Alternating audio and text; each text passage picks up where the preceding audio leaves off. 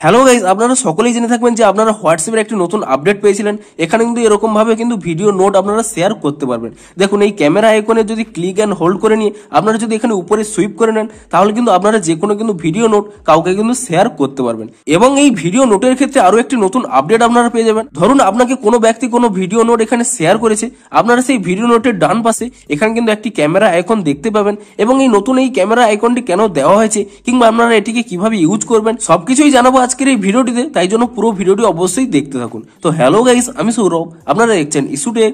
চলো শুরু করা যাক।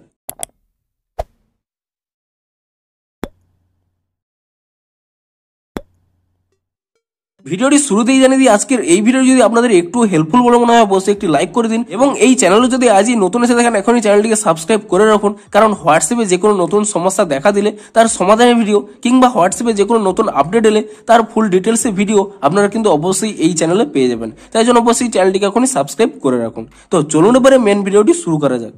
তো এখানে দেখুন, আপনাদের ধরুন কোনো একটি ব্যক্তি আপনাদের ভিডিও নোট শেয়ার করেছে এবং ঠিক তার পাশেই দেখুন এখানে কিন্তু একটি অপশন রয়েছে, এটি কিন্তু কুইক রিপ্লাই বাটন।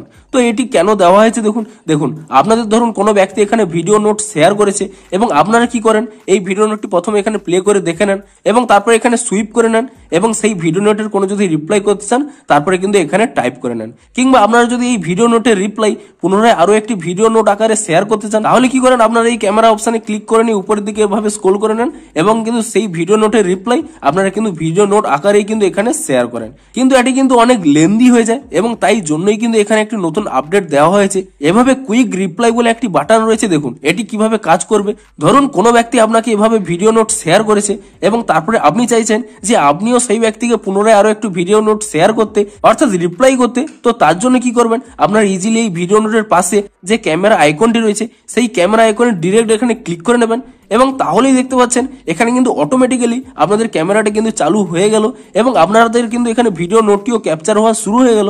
আপনার আগে আগে কি করতেন, আপনার সেই ভিডিও নোটটি এভাবে সুইপ করতেন, তারপরে আপনারা এখানে রেকর্ড করতেন। কিন্তু দেখুন, আমি এখানে রেকর্ড করে নিয়ে যদি সেন্ড করে দিই তাহলে কি হবে, দেখুন অটোমেটিক্যালি কিন্তু সেই ভিডিও নোটটি এখানে সিলেক্ট হয়ে গেছে এবং তার রিপ্লাই হিসেবেও অটোমেটিক্যালি কিন্তু এখানে দেখুন ভিডিও নোটটিও কিন্তু রেকর্ড হয়ে গেল। আপনি শুধুমাত্র যদি এখানে সেন্ড করে দেন তো সেন্ড হয়ে যাবে।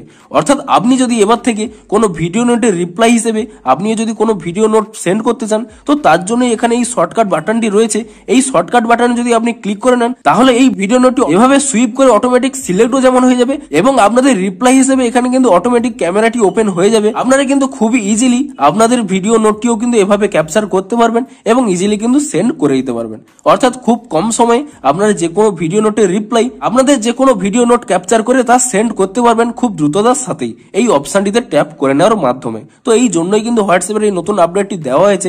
তো আপনারা নিচে কমেন্ট করে জানান যে আপনারা এই নতুন আপডেটটি পেয়েছেন নাকি এবং যদি পেয়ে থাকেন তাহলে আপনাদের কতটি হেল্পফুল হবে। এবং ভিডিওটি যদি একটু হেল্পফুল বলে মনে হয় অবশ্যই একটি লাইক করে দিন। দেখা হচ্ছে হোয়াটসঅ্যাপে আরো কোনো নতুন আপডেটের ফুল ডিটেলসে ভিডিওর সাথে। Thanks for watching.